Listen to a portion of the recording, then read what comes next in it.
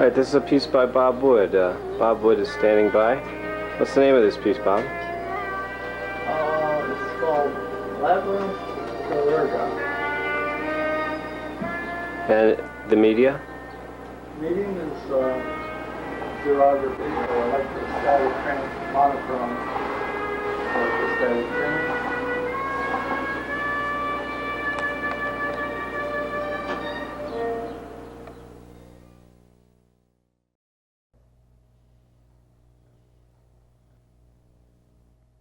Who was Robert Wood? Who was Robert?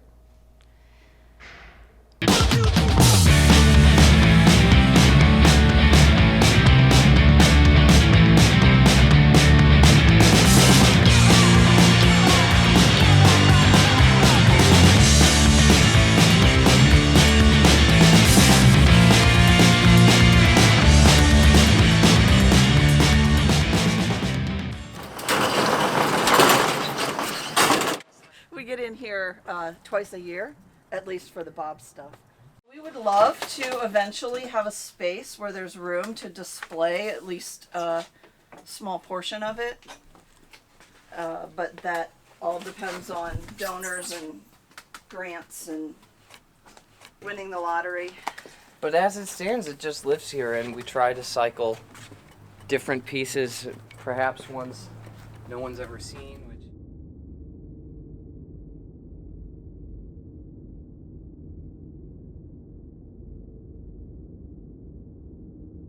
I would see him walking down the street or at Art in the Park or at one of the art galleries. Then one night I saw him, it was a late night in November, it was cold and it was raining, and he was walking down Summit Street, so I stopped and offered him a ride. After that ride, it was full-on conversations with Robert, but always those conversations were over my head because the man was so intelligent and philosophical. He had a master's degree in fine art and was working potentially toward a degree in philosophy, but certainly attended a lot of philosophy classes. I was a philosophy student in college at Kent State, so I would go to a lot of the philosophy lectures. And I remember Robert Wood coming to a Daniel Dennett lecture. And Daniel Dennett's one of the most prominent modern philosophers. In my body, there are trillions and trillions of little motor proteins. And they're moving stuff around in cells. They're walking along on little microtubule highways. And he had a question and answer afterwards, and Robert raised his hand and asked a question. And that question was very complex, very intellectual, and I think it kind of stunned Daniel Dennett a little bit, or stumped him. He didn't have an easy answer for it.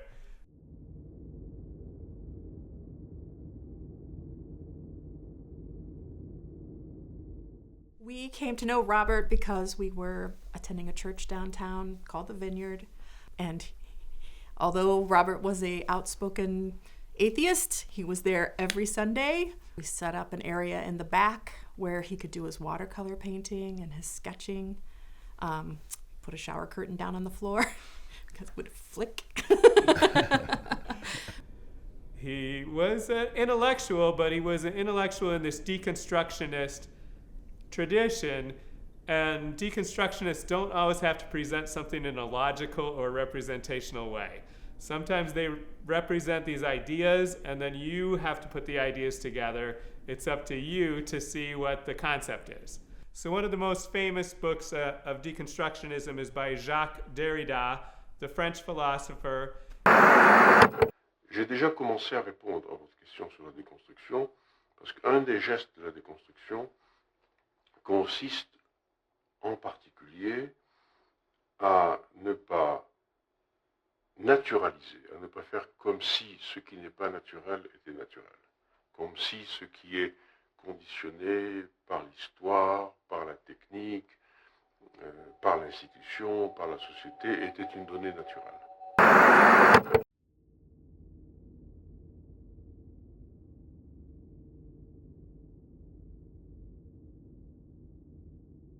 after service or whatever, it would be common that you would get in a conversation with Robert, and he would come up next to you just like this. And this is how we would have the This conversation. is how you would have conversations Opposite about philosophy or about whatever it was that was running through his mind at that time. It was very uncommon to stand face to face and to have a long, in-depth conversation with Robert. But this way, you could be an hour easily.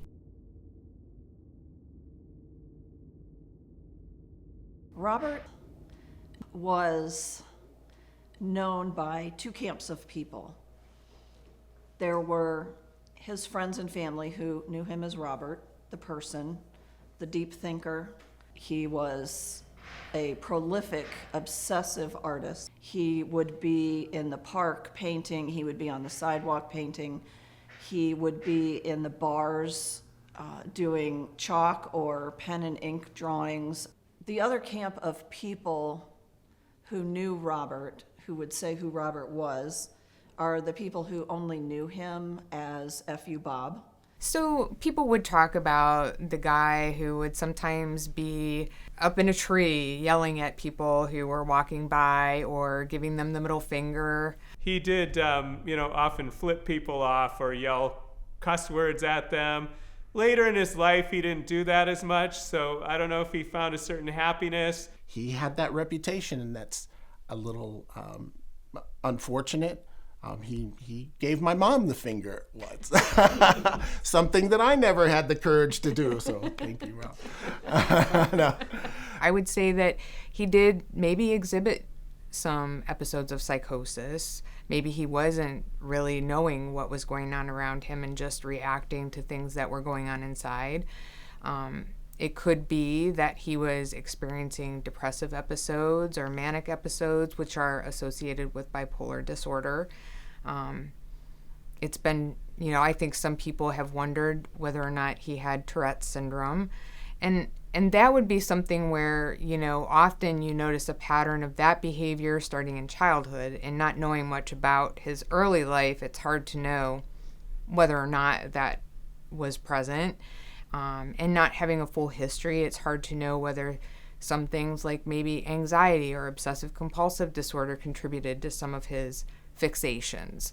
So I think there's a lot of things that could have been going on, but not having a rich history of his early life, it might be hard to put those pieces together.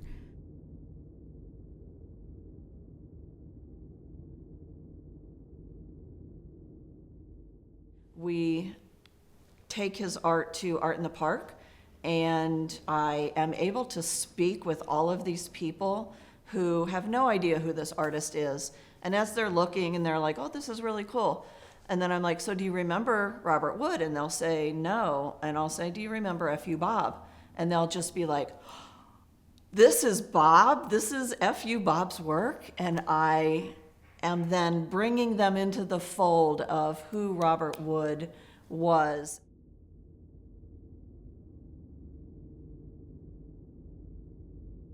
One may contravene that it is in the illusion of being able to do so in a certain capacity to transcend time itself that the beauty and unique power of art consist.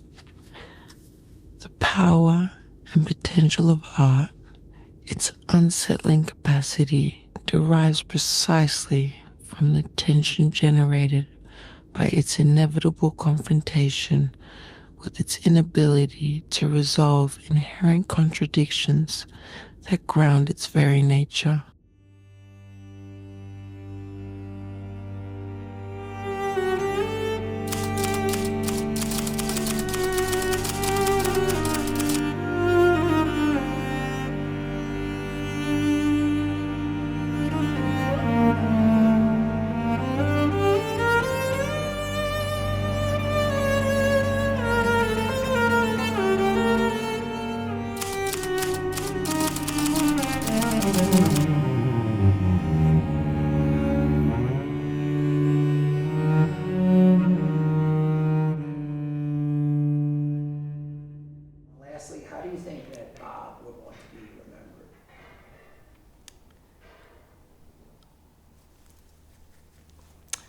How would Bob want to be remembered? Wow, that's a great question.